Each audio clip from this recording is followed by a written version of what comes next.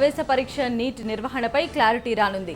దేశవ్యాప్తంగా ఒకే విద్యా వ్యవస్థ ఉండాలన్న సుప్రీంకోర్టు నీట్ పరీక్ష విధానంపై ఇవాళ తీర్పు ఇవ్వనుంది.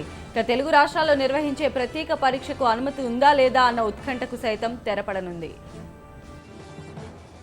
నీట్పై తుది విచారణ సుప్రీంకోర్టులో జరగనుంది. రాష్ట్రాల ప్రత్యేక పరీక్ష విధానంపై అభిప్రాయాలను తెలుసుకున్న కేంద్రం సుప్రీంకోర్టుకు నివేదిక సమర్పించనుంది. ఈ ఏడాదికి ఎంసెట్ నిర్వహించుకోవచ్చని కొంత ఊరటనిచ్చింది అత్యున్నత న్యాయస్థానం. ప్రైవేట్ మెడికల్ కాలేజీలు, యూనివర్సిటీలు మాత్రం ఎంట్రన్స్ టెస్టులు నిర్వహించకూడదని నీట్ తప్పనిసరని స్పష్టం చేసింది. తెలంగాణ సహా పలు రాష్ట్రాలు రాతపూర్వకంగా తమ వాదనలను దాఖలు చేశాయి.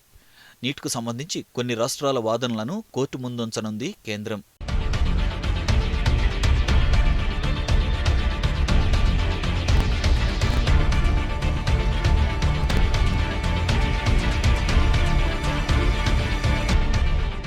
మెడికల్ ఉమ్మడి ప్రవేశ పరీక్ష నీట్పై సుప్రీంకోర్టు రాష్ట్రాలకు ఈ ఏడాది వరకు సడలింపించింది.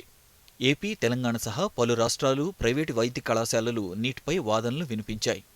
నీట్ కొనసాగుతుందని, ఆయా రాష్ట్ర ప్రభుత్వాలు నిర్వహించే ఎంసెట్ తరహా పరీక్షలు యథాతథంగా ఈ ఏడాది జరుపుకోవచ్చని స్పష్టం చేసింది సుప్రీంకోర్టు. ప్రైవేట్ కాలేజీలు, ప్రైవేటు యూనివర్సిటీలు మాత్రం వైద్య విద్యా కోర్సుల్లో ప్రవేశానికి ఎలాంటి ఎంట్రన్స్ టెస్టులు నిర్వహించకూడదని అత్యున్నత న్యాయస్థానం స్పష్టం చేసింది.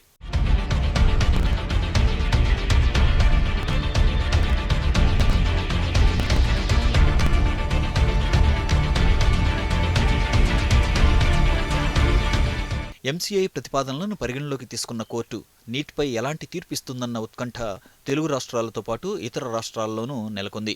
ఏపీ, తెలంగాణలో 371D అమల్లో ఉన్నందున నీట్ పరీక్ష కంపల్సరీ కాదని తెలుగు రాష్ట్రాలు వాదిస్తున్నాయి. రాష్ట్రాల వాదనలు విన్న సుప్రీంకోర్టు ఇవాళ కేంద్ర నివేదిక ఆధారంగా ఎలాంటి తీర్పిస్తుందో వేచి చూడాలి.